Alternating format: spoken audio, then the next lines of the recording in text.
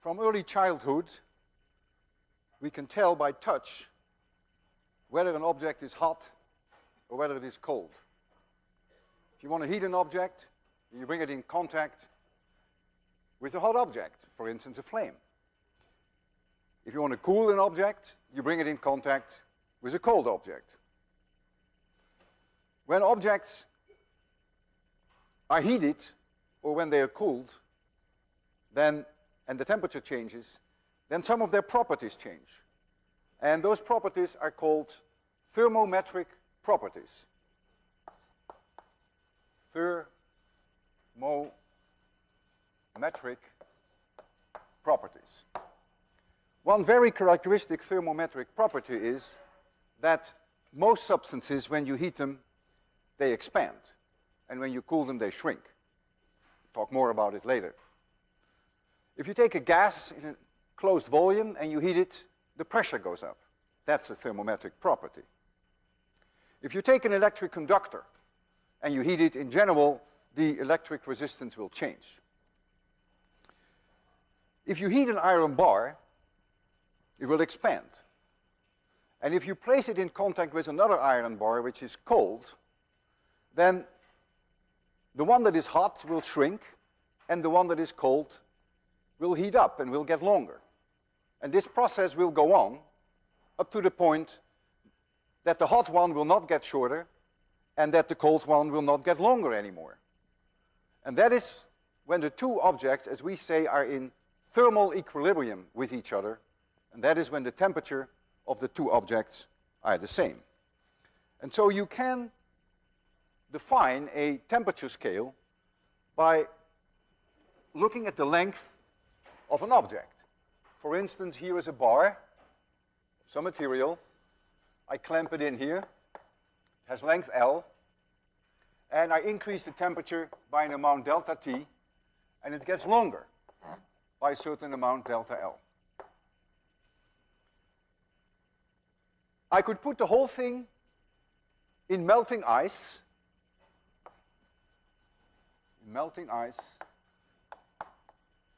And I could say, aha, the length then is L1. Then I could put the whole thing in boiling water, and I do that at 1 atmosphere pressure, and then I say, aha, I call that the length L2, and those are my reference points for my temperature scale.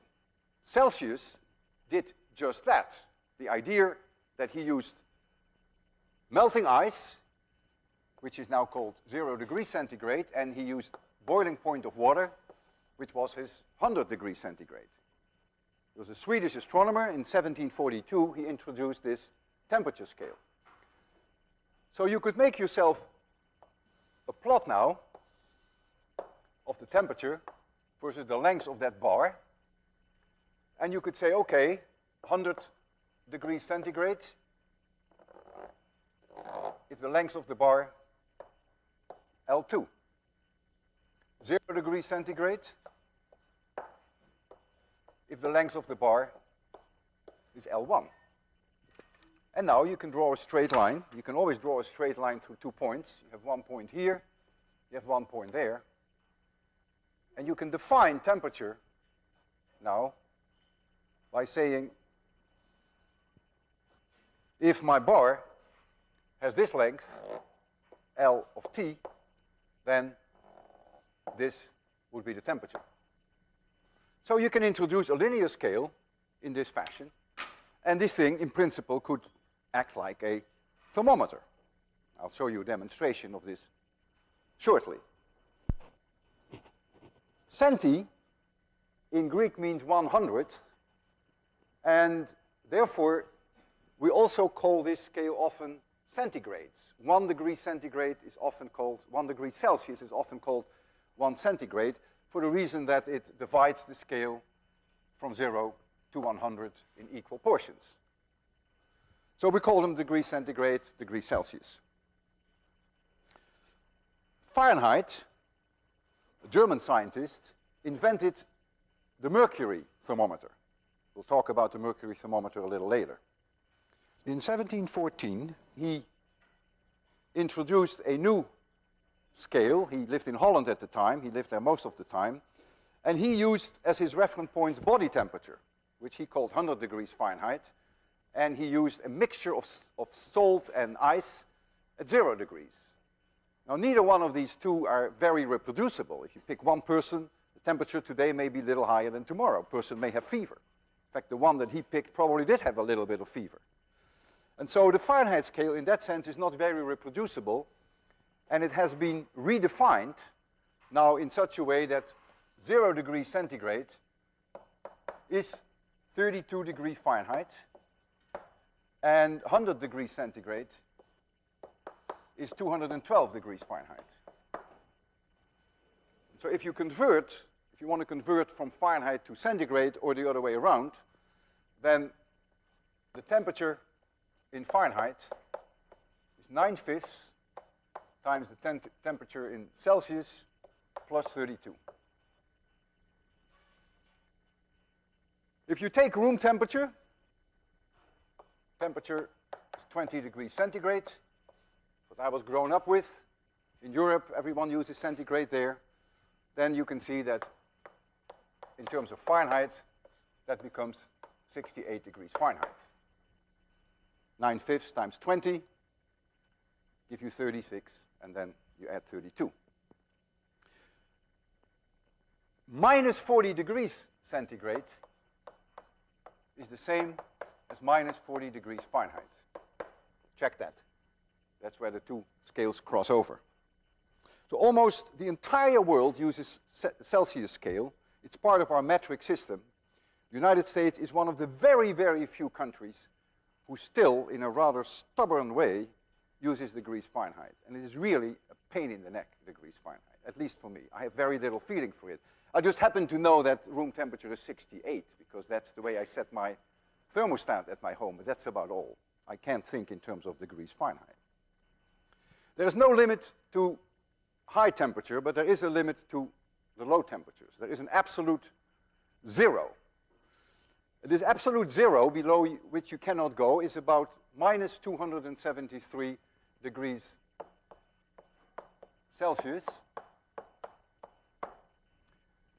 And if you take a system that cannot transfer energy to any other system that is in thermal contact with, then it is at that lowest possible temperature.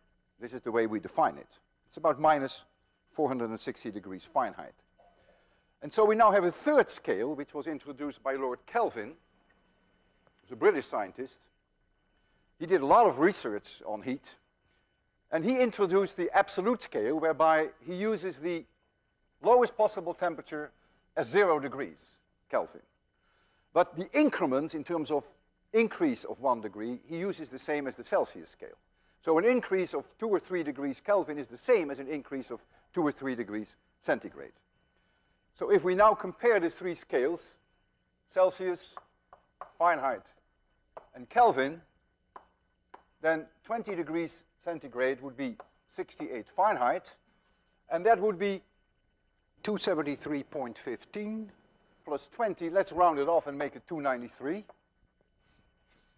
And if we take 0 Kelvin, then we would have minus 273.15, but let's leave that off for now, and it is approximately minus 460. We will almost always work with degrees Kelvin in physics, and we will discuss that in more detail Friday. Most substances expand when you heat them. And if we start with an object which has length L, and I heat it up delta T degrees, it gets longer by an amount delta L. And that delta L can be expressed in a very simple way. It is alpha times L times delta T, and alpha is called the linear expansion coefficient. And the units are 1 over degree centigrade, or 1 over degree Kelvin, which is the same, because it's the increments that matter.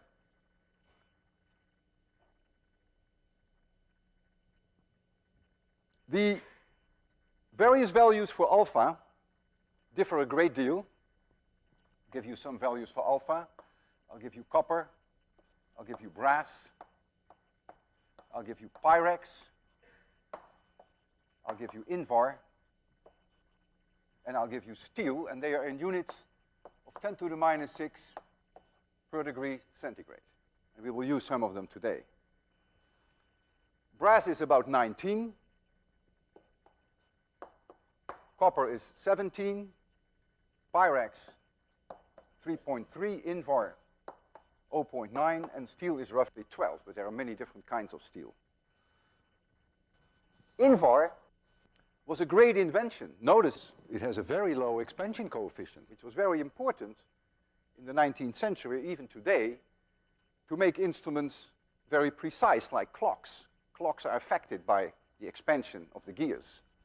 And so the invention of Invar, which is a mixture of 64% iron and 36% nickel, was invented by the physicist Guillaume in 1898. And for this discovery, he received the Nobel Prize in 1920.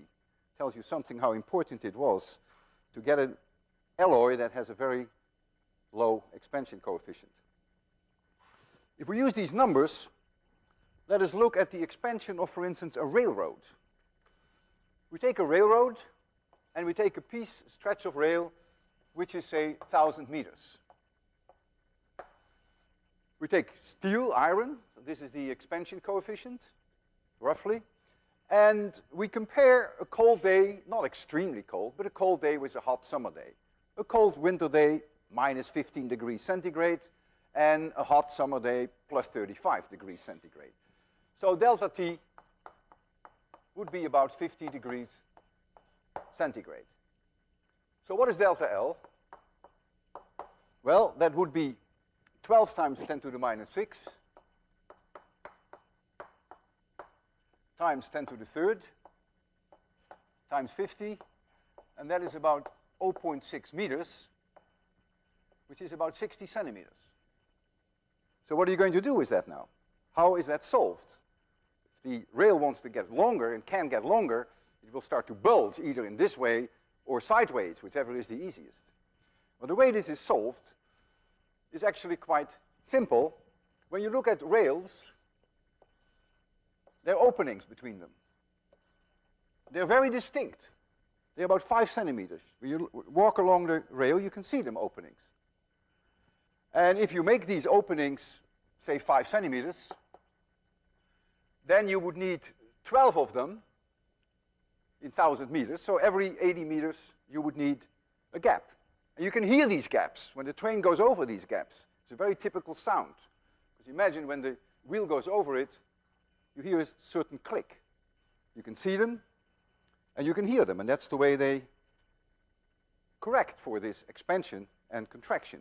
Bridges can be many kilometers long, and they have, of course, the same problem of expansion. And the way that that is dealt with is also very clever. As follows. This is a picture that I copied actually from your book. It's called an expansion joint, and there are many of them in bridges. And so what it allows the bridge is to do this, to breathe, so to speak, adjust to the temperature. There is a bizarre picture whereby the claim is made that this railroad became so warped because of an extremely hot day. I trust it, although it's hard to believe that it could be so bad. It must have been extraordinarily hot. As I mentioned, if a rail cannot expand, then all it can do is either bulge in this way or this way, whichever way is easiest for it. And apparently here, the easiest way is to go sideways. So you see a remarkable destruction, actually, due to an unexpected high temperature.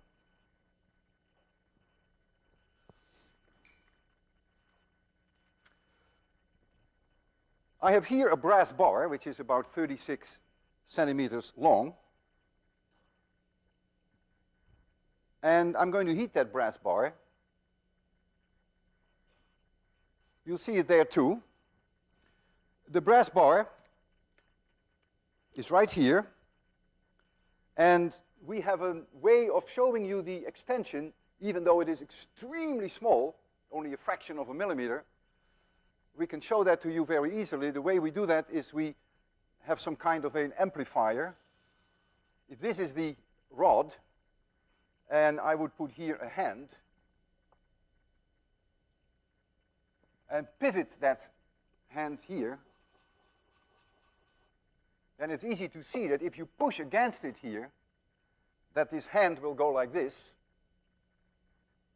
So very little extension here will give you a large extension there. We do it twice, so we have two levels. And that is this arm. I have here a set screw, and I can move the bar in this direction. I'm not making it longer, but I can move it, and you will see what effect it has. If I move the bar one way, it goes up. Move the bar back, it goes down. You can think of this as a thermometer. It will be 70 degrees, as it is now. And if I heat it up, then it will get longer, and you will see this end go up. Let's try that.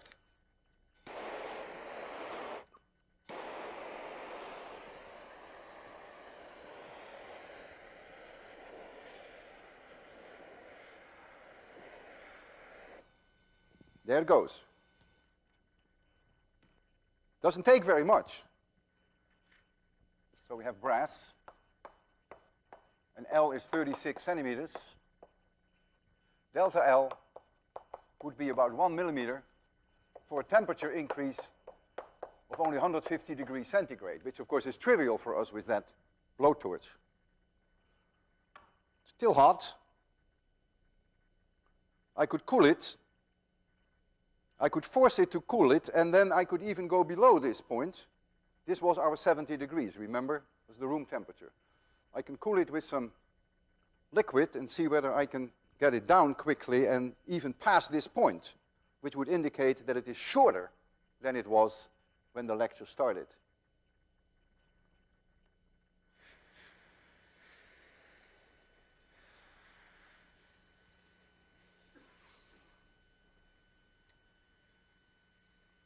You see, it's now shorter. Now, what you're looking at is only something like maybe a millimeter or even a little less. But we amplify it, and we show that in a quite convincing way then. A very important implication, an application of the expansion of metals is what we call bimetals. They're all around you. Bimetal is the following. Say I have a strip here, length L, of Invar. And I have another strip here, which is attached to it, so that they cannot slip relative to each other, and let this be copper. And suppose I make, just as a working example, I make the thickness of each one of them 2 millimeters. And I'm going to heat it. I'm going to heat it, increase in temperature delta T. I'm not interested really in knowing how long the copper gets and how long the Invar gets, but I'm very interested in knowing the difference in the length between the two. Because what's going to happen when one gets longer than the other? Something got to give. What do you think will happen? If one and they're stuck together, they can't slip relative to each other. What will they do? They will bend.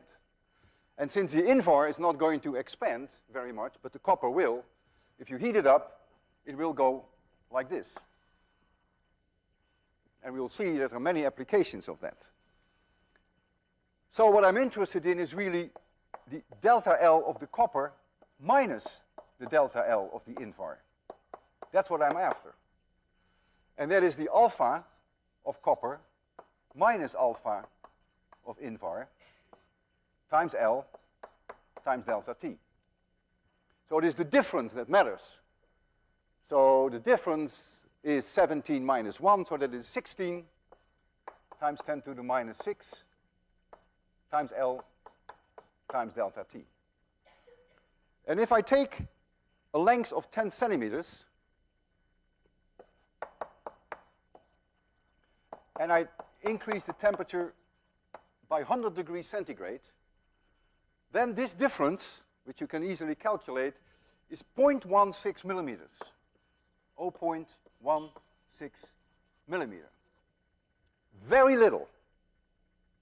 And yet, this one will curve substantially.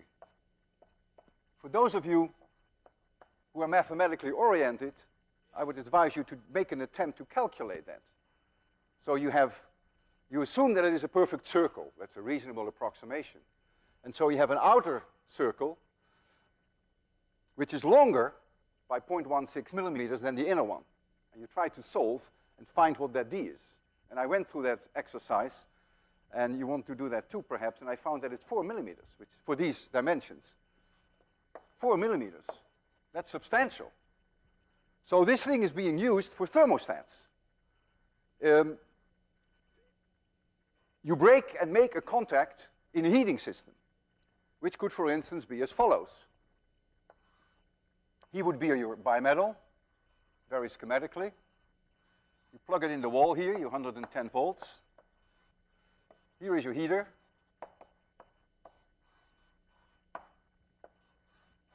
And you let it sit like that. And when it's cold, this is down. It's not curled. And the heater works. And when the room temperature goes up, this starts to curl. It breaks. And that's a thermostat. That is a basic idea behind the thermostat. And you have them in your cars. You have them at home. Your central heating system, air conditioner, and your heaters. They're all over the place. They're also being used for safety devices.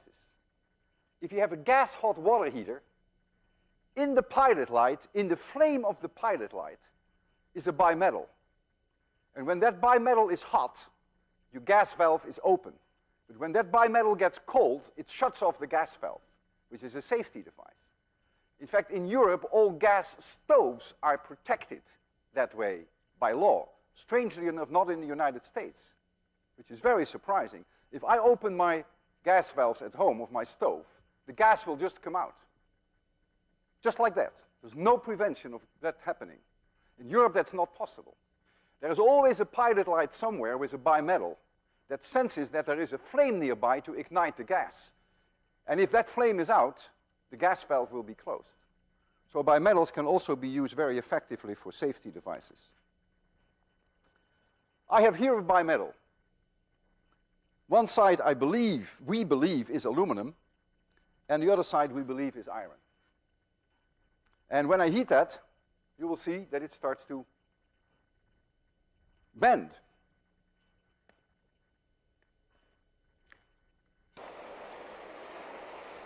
There we go.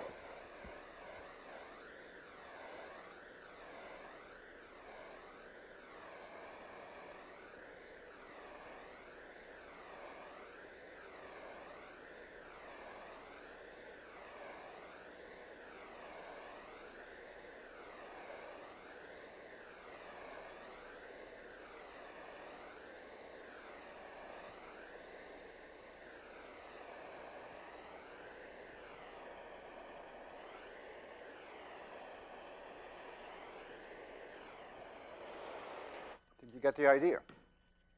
You could use it as a thermometer. Very crude one, but it is the idea of the thermometer, of course.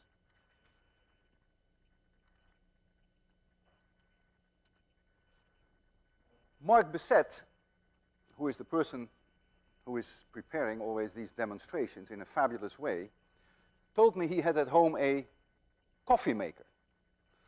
And the coffee maker is designed in such a way that there is a bimetal at the bottom of the water reservoir. You heat up the water reservoir, and when the water heats at a certain temperature, the bimetal opens and the water comes out, and it goes through the coffee.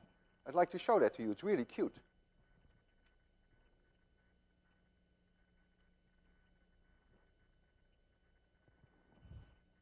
Here is that coffee machine. It's not working anymore. It's a very old one. But I want to show you at least that bimetal. This is that bimetal strip. Water goes in here, you heat it, and when it's hot enough, the bimetal lifts up, and you can see there is a hole there. This is the hole. And the water comes out, and when the bimetal is closed, then it closes off that hole. So So it's an amazing, simple idea. The criterion for letting the water go through the coffee is simply when the water reaches that temperature, close to boiling, and you have your bimetal control it. So bimetals, in many ways, control matters. Thermostats, in this case, they act like a valve. Bimetals can be used as thermometers. In fact, the one that you see right here is driven exclusively by a bimetal. If you look in the back of this thermometer, and I will show that to you shortly because I broke one open for you, then it looks like this. There's a coil. This end of the coil is attached to the plastic casing. And here is the red hand. It's a pivot here. It's a red hand.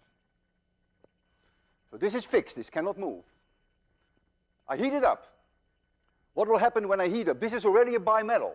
It's already curved. But when I heat it up, it will tighten even more. It will curl up even more. And when this one curls up even more, it will go into this direction. So this is when the temperature increases. And when it, of course, gets colder, it will uncurl, and so here is cold. And that's what the whole thermometer is based upon. And in the back is this coil. And so I broke one open for you in order to make you see that coil.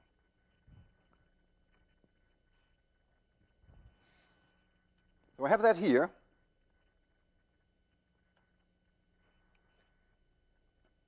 This is the part that is in the back. And this is that bimetal, the bimetal coil. This is the bottom part, this is the top, and this is just the hand that is attached to it. And then it goes into this case. Must make sure that the pivot goes in there. Yeah.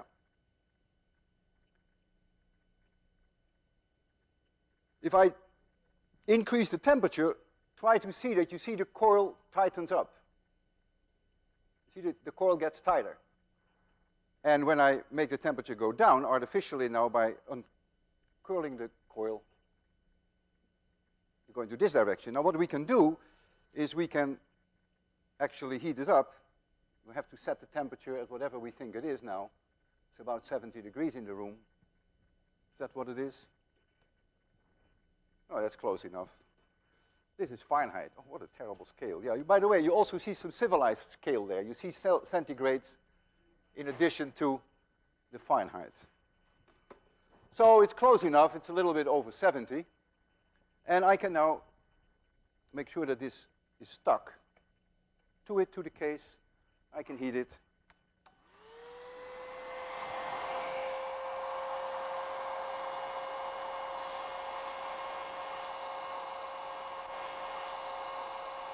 My metal tightens up more.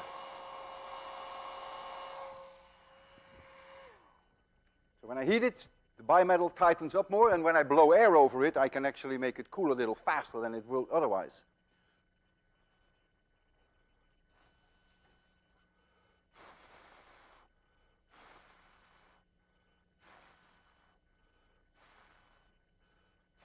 So as simple as that. Very simple device with the bimetals have many, many applications.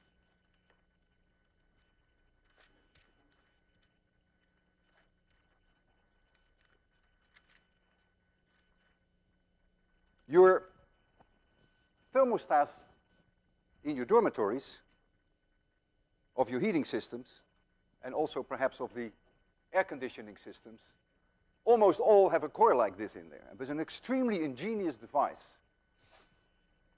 It has a coil, and at the end of the coil is a little glass tube, only 1 centimeter large, and there is mercury inside. So the coil is like this. Bimetal. And at the end here is a glass container, and there is some mercury. And the mercury is here on this side, because notice the way I have tilted it a little. The mercury rolls to the left. And there are here 2 wires, electric wires, one here and one here, which go to the heating system. And so when the mercury is here, which has a good conductivity, the heater is on. Now the room gets warmer and warmer and warmer, and the bimetal will tighten up, will curl even more. And so there comes a time that this glass thing will go like this, and the mercury rolls out. And when the mercury rolls out,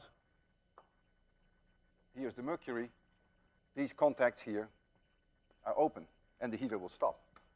And that's in almost every room. Very genius device. Now I want to move from linear expansion coefficients to cubic expansion coefficients. I will leave these numbers there because I will need them later on. But now I take a block of some material and want to discuss the volume increase, not just the length, but the volume increase. So here I have a solid material. Let's make it simple, all sides L. And I increase it by an amount of temperature delta T. Well, the old volume is L cubed. And then I'm going to increase the temperature by delta T. So all these sides will get longer by amount delta L. And so the new volume will be L plus delta L to the power 3. This can also be written as L to the third times 1 plus delta L over L to the power 3. Same thing, right? Now, perhaps you remember, or at least you should remember, that 1 plus x to the power n, in case that x is much, much smaller than 1, is approximately 1 plus nx. We've used that before when we discussed the Doppler shifts, light from receding stars. This is called the binomial series, binomial expansion. It's really the first order terms of the Taylor expansion. If you, as an example, if you take x equals 0.05, and you calculate the exact value with your calculator, you would find 1.158. If you do it this way, you will find 1.15, which is very close. The approximation is better than 1%. So I will use the same approximation here. And so we're going to get L to the third times 1 plus 3 delta L divided by L. So that is L to the third plus 3 delta L, L squared. So the difference in terms of delta V, the old volume was this, and this volume is V plus delta V. So delta V is the difference between the two, is 3 delta L, L squared. But I know that delta L equals alpha times L times delta T. And so I can substitute that in here. And so I find that delta V equals 3 alpha times L squared times L, that is L cubed, times delta T. But L cubed was the old volume.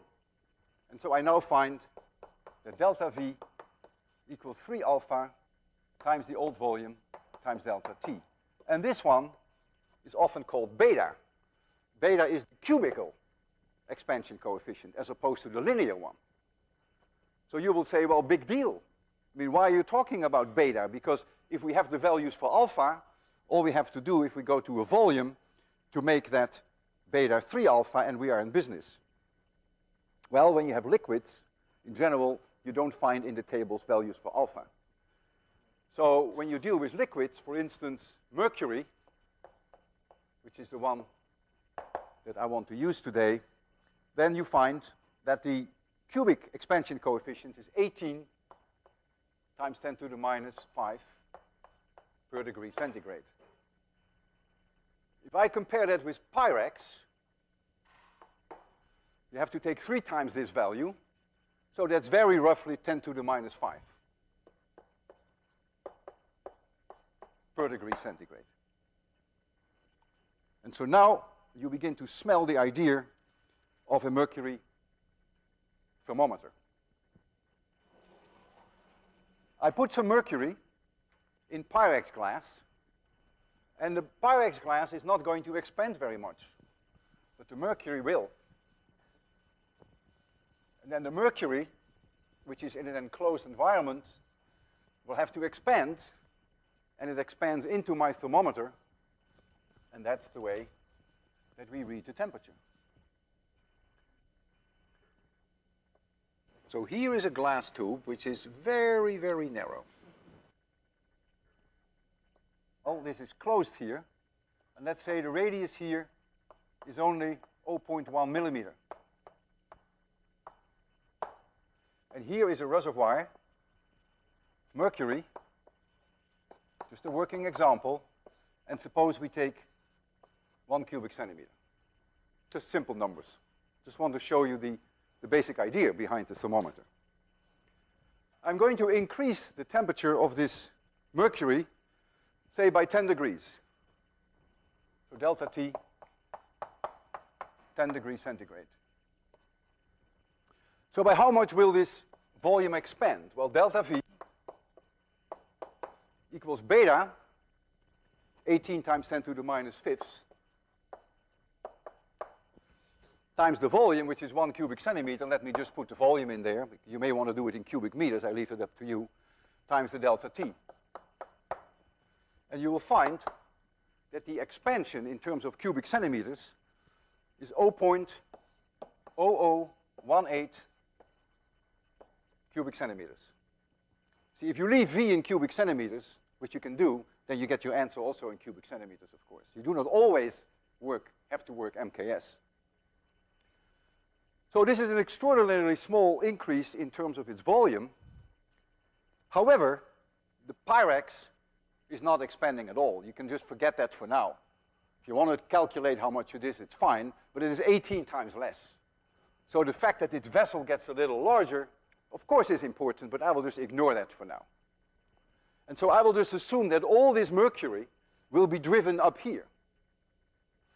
And so if the mercury then changes its height by an amount delta H, and if this is a tube with a radius 0.1 millimeters, then this amount of mercury must be the same as pi r squared times delta H, which is the volume of the new column, the increase in the column. And so you take your 0.1 millimeters, and you'll find that delta H, for this example that I chose, is 5.7 centimeters. That's huge. That's very easy to see. For 10 degrees increase in temperature, you get 5.7 centimeters. So for 1 degree centigrade, you would get 6 millimeters. It's very easy to see. And so that's the idea behind a mercury thermometer. I have a mercury thermometer here, but they're very hard to read. But I have one here. It's a medical one. It says oral, not to be confused. And I can stick it in my mouth and measure my temperature using this scale. It's easier for me to show you one that I have in my office, which also works on liquids. This one.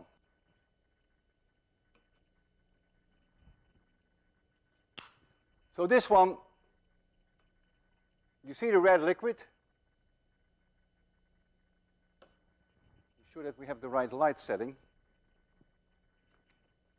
These should go off. Okay. So you see the red liquid. There it is. And also notice that it is degrees Fahrenheit, which is unfortunate. But it's helping. When the temperature is here, at least you know that you're going to get ice. Well, that's somewhere near 32 Fahrenheit. That must be here. Snow. And this makes you feel good. Sun. Yeah, you know, just in case you don't remember. I could heat it up.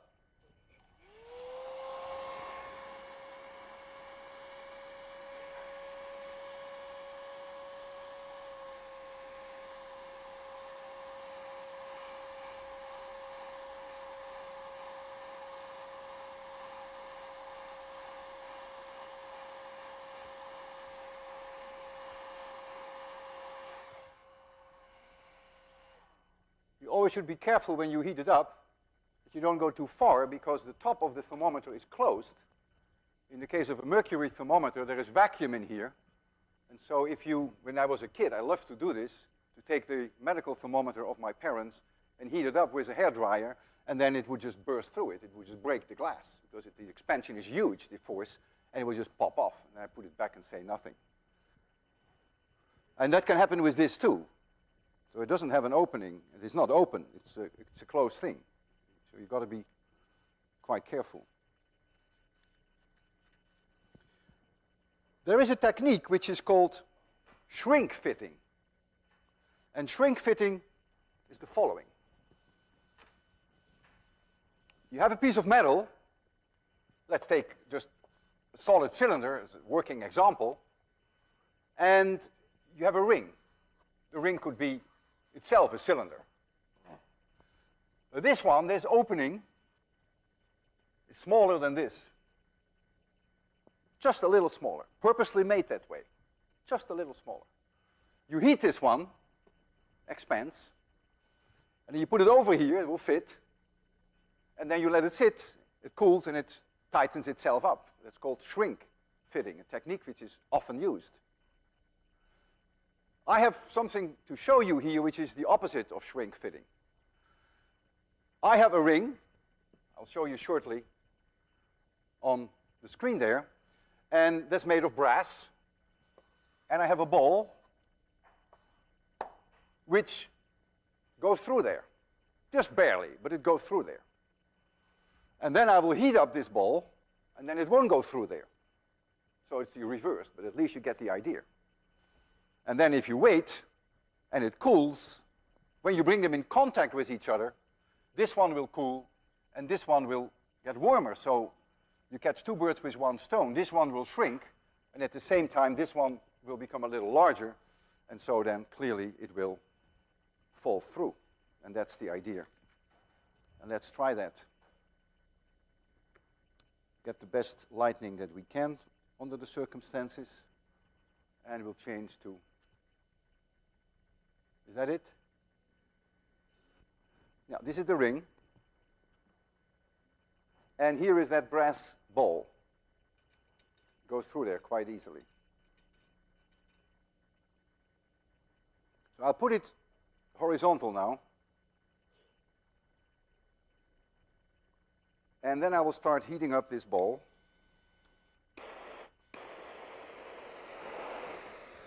Here's the ball. It can't be too close to the ring, because then the ring will also be heated. And then, of course, if the two have the same temperature, then the ball will still go through.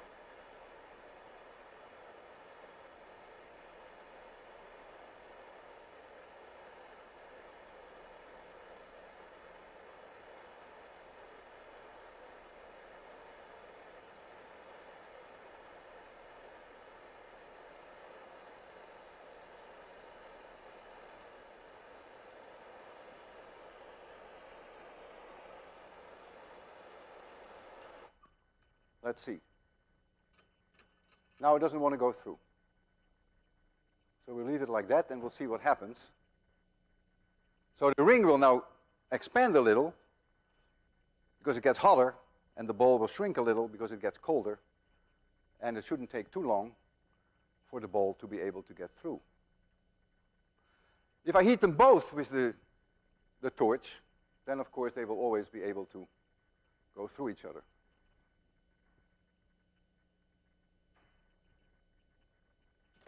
There it goes. So if I heat them both,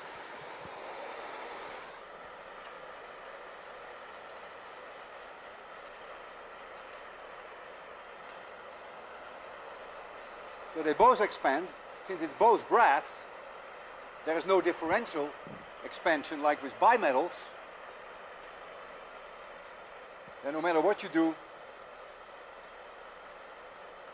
it will always be able to go through. It's only when I heat the ball and not the ring that you get the effect that it won't get through. It may actually get through now, still get through, yeah. What I've left out of my discussions with you is water. Why have I not mentioned to you what is the expansion coefficient, the cubical expansion coefficient of water? Water is so important in our lives. Well, there is a reason why I left it out, because there's something very special with water. If you take 20 degrees centigrade water and you cool it, it shrinks. Normal behavior. Beta has a positive value. But when you reach 4 degrees centigrade and you go all the way down to 0, then it doesn't shrink, it expands. So in that range, from 0 degrees centigrade to 4 degrees centigrade, water has a negative value for beta. When you heat it, it shrinks, and when you cool it, it expands. And that makes water extremely unusual. But it's great for fish, because it means that water of 4 degrees centigrade has the highest possible density. It's higher density than at 20 degrees, and a higher density than at 0 degrees. And so when in the winter the ponds freeze, the highest density water goes to the bottom. That's the way that fish can survive. Rather than becoming deep freeze fish right there, they can swim. So most of the pond in the winter, the bottom layers, are 4 degrees centigrade, which is safely from the freezing point. Now when you melt a solid and it becomes liquid, in almost all cases, the liquid expands. It's sort of natural. And so the solids sink in the liquids. If you take crystals, they sink in their own liquid, but not water. Water and ice are very anomalous. If you take water at 0 degrees and you freeze it and it becomes ice crystals, it expands. And the expansion is enormous, because the density of ice is 8% lower than the density of water. The density of ice is 0.92 grams per cubic centimeter, and water per definition is 1. This is why pipes can burst in the winter when they freeze. The pipes freeze, people have water pipes near the outside walls, they cool, they freeze, the pipes burst because the ice expands. They're not aware of that, and in the spring when the water melts, when the ice melts, all of a sudden they have a flood because the pipe bursts. This is why the Titanic sank, because ice floats on water. Ice has a lower density. Without ice, floating, no icebergs. This is why you can skate on ponds, because ice has a lower density than water, so ice floats on water. The best way that I can demonstrate to you that ice floats is to treat myself and give myself a glass of something. Today it will be apple cider, and I have here some ice cubes. And I put some ice cubes in here, and they float. And if you don't believe it, come and take a look. Okay, enjoy your weekend. Oh no, we still have a lecture on Friday. See you then.